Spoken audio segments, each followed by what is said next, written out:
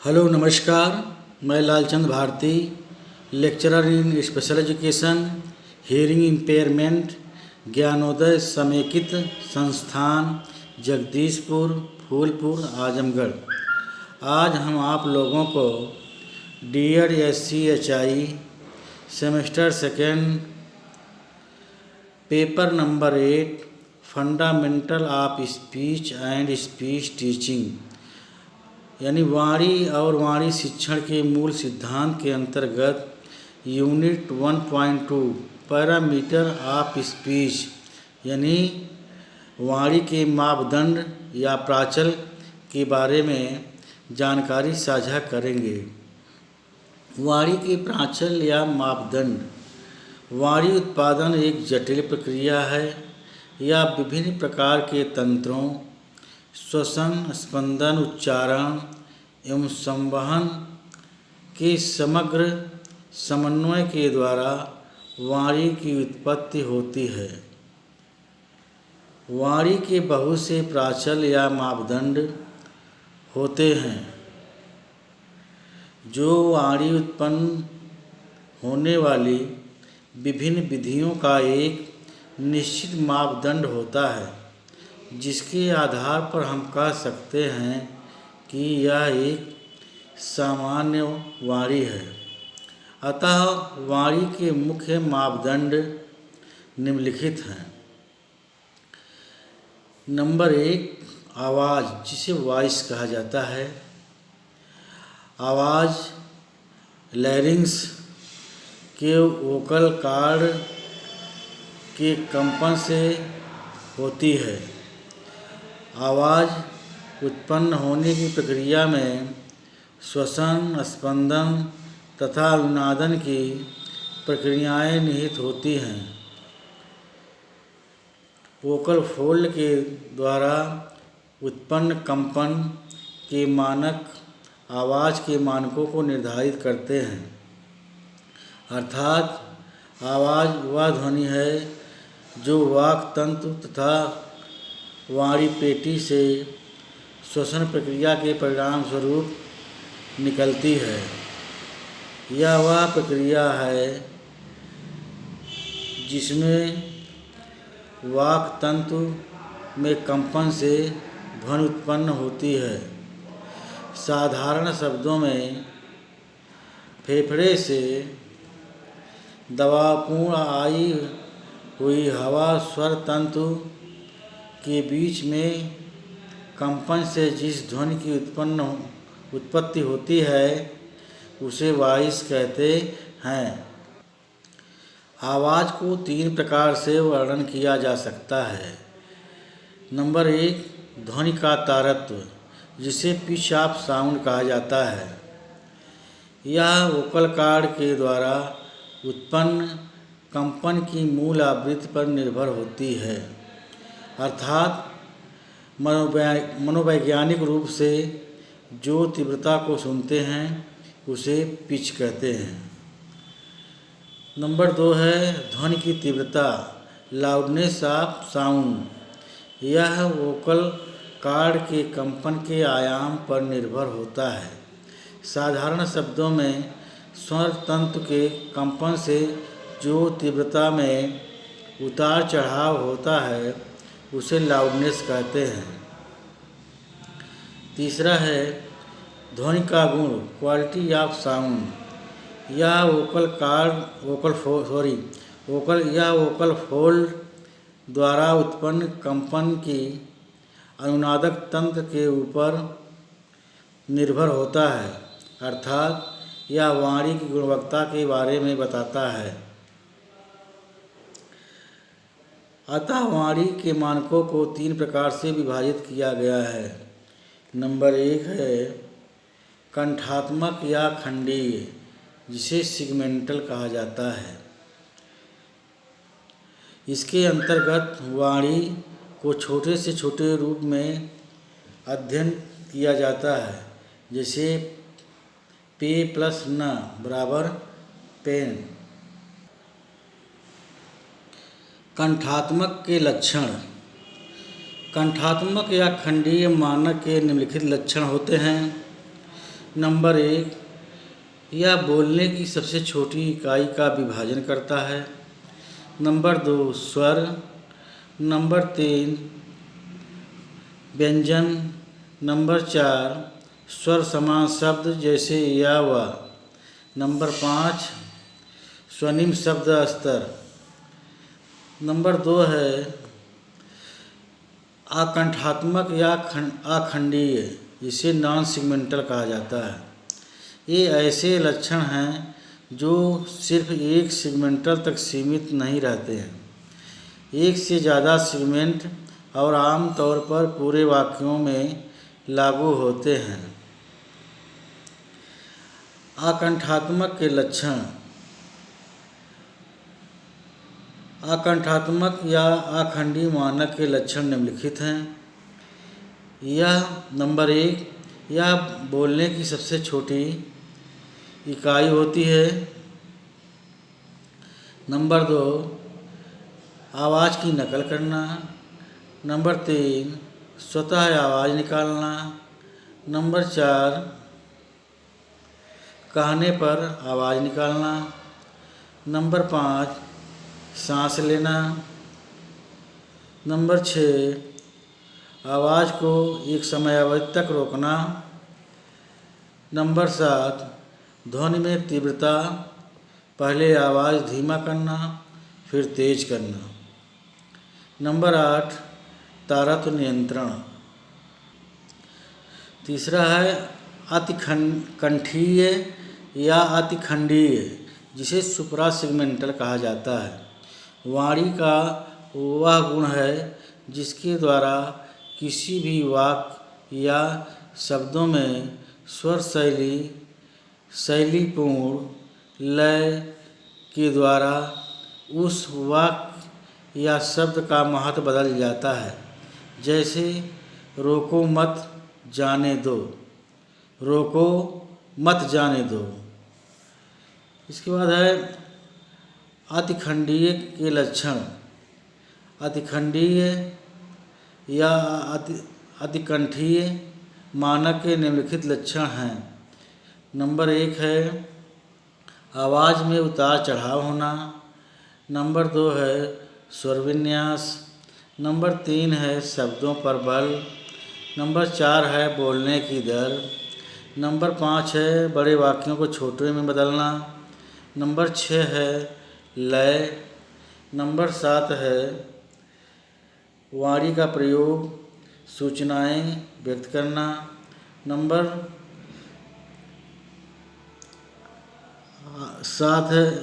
8 है वाणी कारकों की मिश्रित एक जटिल प्रक्रिया है।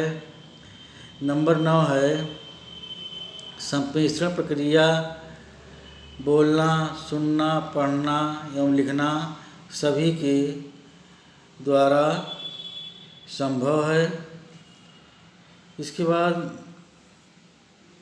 वाणी की आवाज़ को नॉन सेगमेंटल मानक के अंतर्गत रखा गया है। लिंग्स 1976 के द्वारा वाणी के नॉन सेगमेंटल अवयव निम्नलिखित हैं। नंबर 1 है pitch and it's control. Number 2 है loudness and it's control. Number 3 है duration and it's control and quality.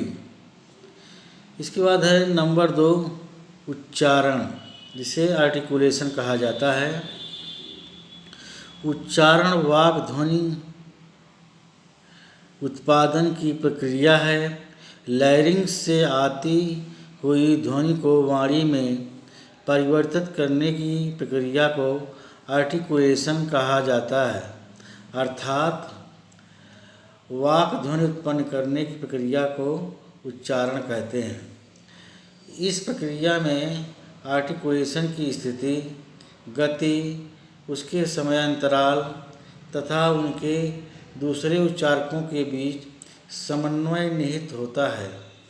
शुद्ध उच्चारण हेतु उच्चारकों के स्थान में यथार्थता, समय, चालन की दिशा, चालन की मजबूती, चालन की गति, इन सभी घटनाओं में समन्वय आवश्यक होता है।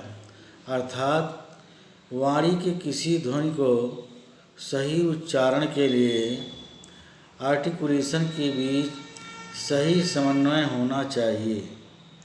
बोलचाल की ध्वनि या ध्वनि उच्चारण प्रक्रिया के उत्पाद हैं।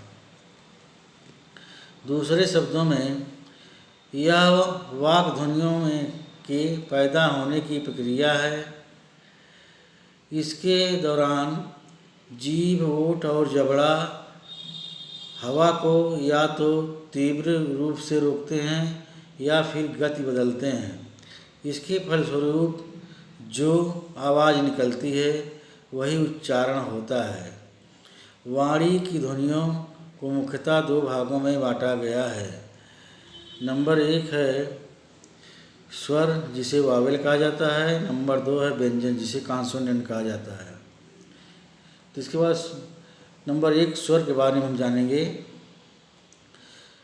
वह ध्वनि जो बिना किसी घर्षण अथवा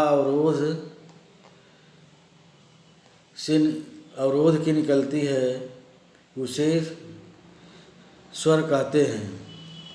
यह मुख्यतः 3 प्रकार के होते हैं। नंबर 1 लघु या ह्रस्व स्वर, जिसे शॉर्ट वावेल कहा जाता है। इसके अंतर्गत आ, ई, उ आते हैं। दूसरा है दीर्घ स्वर, जिसे लॉन्ग वावेल कहा जाता है। इसके अंतर्गत आ, ई, उ, ए, ओ इत्यादि आते हैं। नंबर 3 अति दीर्घ स्वर, जिसे डिप्थांग कहा जाता है। इसके अंतर्गत ऐ, औ इत्यादि आते हैं। दूसरा है आपका व्यंजन, जिसे कॉन्सोनेंट कहा जाता है। वे ध्वनियाँ जिनके उच्चारण में उच्चारकों की भूमिका सक्रिय होती है तथा समय अधिक लगता है, उसे व्यंजन कहते हैं। जैसे का से ज्ञा तक। व्यंजन ध्वनियों को मुख्यतः 2 भागों में वर्गीकृत किया गया है। नंबर 1 उच्चारण के स्थान के आधार पर। इसके अंतर्गत द्विओष्ठीय, दंतोष्ठीय, दंतीय, वत्सर्य, मूर्धन्य, कंठ, स्वरपेटीमुखी इत्यादि व्यंजन ध्वनियाँ आती हैं। दूसरा है तरीके या ढंग के आधार पर। इसके अंतर्गत स्पर्शी, संघर्षी, स्पर्श संघर्षी, नासकीय, पार्श्विक, लुंठित, उत्क्षिप्त, अर्धस्वर इत्यादि व्यंजन ध्वनियाँ आती हैं। इसके बाद तीसरा है धारा प्रवाहिता, जिसे फ्लुएंसी कहा जाता है। वाणी की धारा प्रवाह एक समतलता है जिसमें बोलते समय अक्षर, शब्द या मुहावरे एक दूसरे से जुड़े होते हैं।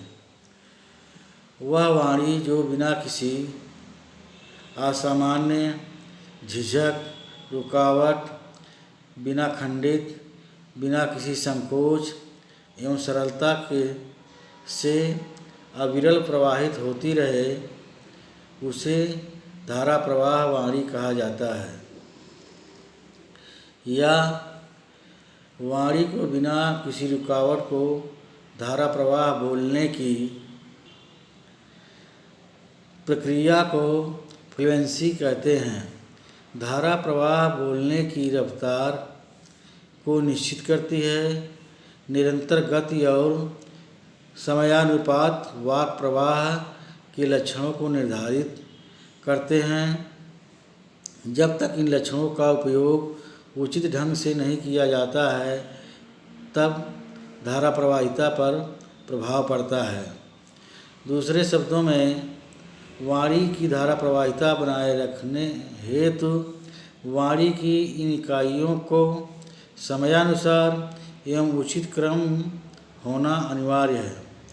इस प्रकार धारा प्रवाह वाणी वह है जो नंबर 1 अपेक्षाकृत सरल, नंबर 2 है अपेक्षाकृत असामान्य विराम या अलगाव से मुक्त, नंबर 3 है बिल्कुल लय एवं सरलता के साथ चलती रहे, नंबर 4 है इष्टतम दर से बोली जाए जो ना तो बहुत तेज गति वाली हो और ना ही बहुत धीमी गति वाली हो।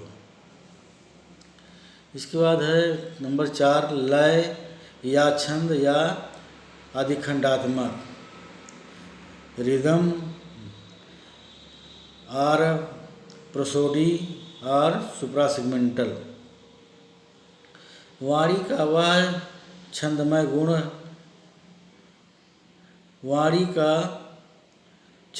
गुण वह है जो वाणी की राग या लय को निर्धारित करते हैं। लय युक्त वाणी के द्वारा आशय विवेक में सहाय भावनात्मक स्थितियों का बोध एवं सौंदर्य गुणों का वर्णन किया जाता है। सुर एवं उच्चारण में बदलाव करके एवं सामान्यतया दो के सम्मिश्रण द्वारा लय उत्पन्न की जाती है।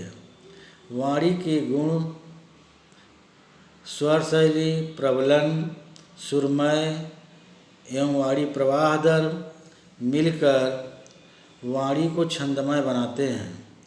चूँकि छंद गुण जैसे तान, स्वर शैली एवं प्रबलन प्रायः एक से अधिक व्यंजन पर बिखरे रहते हैं, इसलिए इनको प्रायः वाणी के अधिखंडीय यानी सुप्रासेगमेंटल पहलू के नाम से जाना जाता है।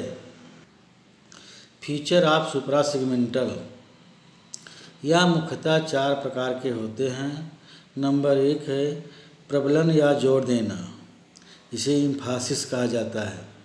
जब किसी कथन या वाक्य में एक शब्द पर अधिक बल प्रदान किया जाता है, तनाव युक्त शब्दों में के अक्षरों की तीव्रता एवं उसका समय बढ़ाकर प्राथमिक प्रबलन उत्पन्न किया जाता है। आवृत्ति में एक संलग्नक परिवर्तन होता है, प्रबलन या जोर देना कहलाता है। अर्थात किसी एक शब्द या वाक्य पर अधिक बल दिया जाता है तो उसे जोर देना कहते हैं। जैसे आपका वोट बहुमूल्य है, इसे मुझे मतदान करें। इसी तरह दूसरा वर्ड है आपका वोट बहुमूल्य है, इसे मुझे मतदान करें। दूसरा है स्वर शैली, जिसे उतार चढ़ाव या इंटोनेशन कहा जाता है। जब किसी शब्द से शब्द के स्थान पर अक्षर से अक्षर के सुर में परिवर्तन किया जाता है, स्वर शैली के माध्यम के बिना अतिरिक्त शब्दों का प्रयोग किए प्रमुख भाषीय सूचनाओं को व्यक्त किया जा सकता है। जैसे आज से लगभग 2 साल बाद भूकंप आएगा। नंबर 3 है वाक्यांश शैली, जिसे फ्रेजिंग कहा जाता है। शब्दों को छोटे छोटे समूहों में व्यवस्थित करने से उसका अपना एक अर्थ बनता है, उसे वाक्यांश कहते हैं। इसके अंतर्गत कई शब्दों को एक साथ कर उन शब्दों के अर्थ को समझा जाता है। इस प्रक्रिया के 2 भाग होते हैं। नंबर 1 वाणी के वैसे शब्द जो 2 वाक्यांशों के बीच एक छोटे से समयांतराल देने से उत्पन्न होते हैं। नंबर 2 शब्दों को समूहों में करके उस वाक्यांश का अर्थ निकालना, जैसे रोको मत जाने दो। दूसरा वर्ड है रोको मत जाने दो। इसके बाद नंबर 4 है दर, जिसे रेट कहा जाता है। समय की इकाई में बोले गए अक्षर या शब्द को दर कहते हैं। यह वाणी की गति को एक निश्चित समय में दोहराई गई शब्दांशों से दर्शाया जाता है। वाणी की गति को शब्द प्रति मिनट, शब्दांश प्रति सेकंड से मापा जाता है। सामान्य वयस्क व्यक्ति 160 से 180 शब्द प्रति मिनट की गति से बोलकर पढ़ते हैं। किसी से बातचीत करने में औसतन हम 5 से 5.5 अक्षर प्रति सेकंड या 270 शब्द प्रति मिनट प्रयोग करते हैं। इसके बाद है सारांश। आज हम आप लोगों को वाणी के मापदंड या प्राचल के बारे में पढ़ाया है। वाणी के प्राचल वॉइस यानी आवाज़ के आधार पर ध्वनि का तारतम्य, ध्वनि की तीव्रता और ध्वनि के गुण के बारे में अवगत कराया है। आर्टिकुलेशन के आधार पर स्वर और व्यंजन के बारे में बताया है। फ्लुएंसी के बारे में बताया है तथा रिदम यानी लय या सुप्रासेगमेंटल के अंतर्गत इम्फासिस, इंटोनेशन, फ्रेजिंग तथा रेट ऑफ स्पीच के बारे में अवगत कराया है। इस प्रकार सभी के विभिन्न मापदंड होते इस प्रकार वाणी के विभिन्न मापदंड होते हैं और इसी मापदंड के आधार पर कहा जा सकता है कि यह एक सामान्य वाणी है। और इसी पढ़ाए गए टॉपिक में से हम आपको एक प्रश्न दे रहे हैं। यह प्रश्न आपको जिस व्हाट्सएप ग्रुप से मिला है उसी व्हाट्सएप ग्रुप में हल करके भेजिएगा ताकि उसका मूल्यांकन हो सके। प्रश्न है वाणी के विभिन्न मापदंडों को सविस्तार पूर्वक लिखिए। ध्यान दीजिए, वाणी के विभिन्न मापदंडों को सविस्तार पूर्वक लिखिए। आज के लिए इतना ही। नमस्कार।